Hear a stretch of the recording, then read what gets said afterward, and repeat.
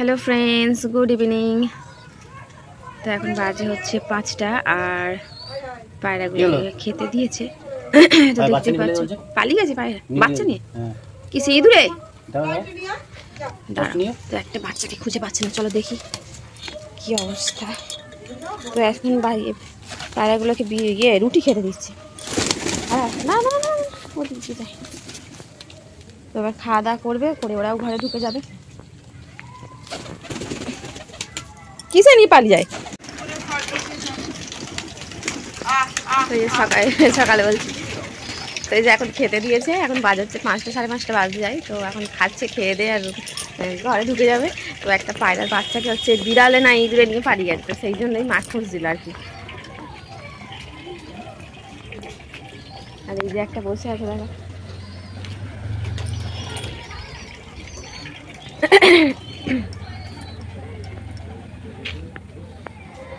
তো চলো বন্ধুরা, টাটা। বিকালবেলা বেশ ভালো লাগছে ছাদে উঠতে। তো মা পায়রাকে এখন খেতে দিচ্ছে আর জল দিচ্ছে। তো ভাবলাম চলো তোমাদের সঙ্গে একটু শেয়ার করি। তো দেখো আমাদের এখানে চারিদিকে পুকুর, ওদিকে একটা পুকুর, এদিকে একটা পুকুর, চারিদিকে পুরো বাগানে ভর্তি ঘেরা। ঠিক আছে,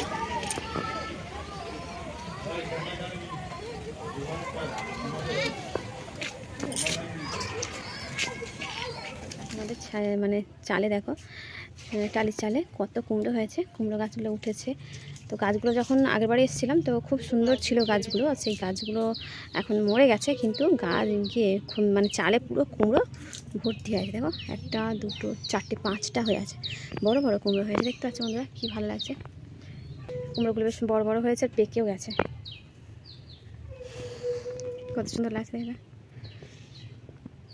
আবার না গড়িয়ে গড়িয়ে না পড়ে যায় নিচে। তো যাই হোক, শুকিয়ে গেলেও না কুমড়ো মানে ছিঁড়ে যে নিচে পড়ে যাবে সেসব হয় না, যতক্ষণ না মানে চালে উঠে ছুরি দিয়ে বা কাস্তে দিয়ে কাটছে ততক্ষণ এরকম মানে চালের মধ্যেই থাকবে, পড়বেই না।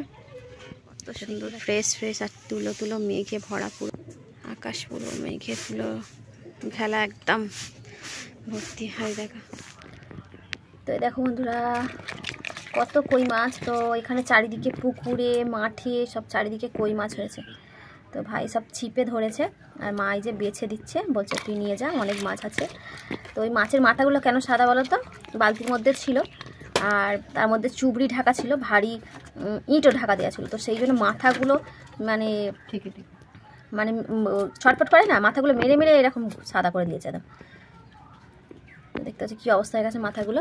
আর এইগুলো দেখো, এইগুলো ঠিক আছে। তো এইগুলো আজকে না কালকে ধরেছে, তাই তো? তো আজকে না মা এই ভাই ধরেছে, আজকে না কালকে ধরেছে, কালকে বলছে। আর এটা কদিন আগে ধরেছে। তো চিংড়ি এই কই মাছ তো এমনি ওদের জান শক্ত, ওরা এখন 1 সপ্তাহ জলে থাকলে বালতির মধ্যে রেখে দিলে বেঁচে থাকে।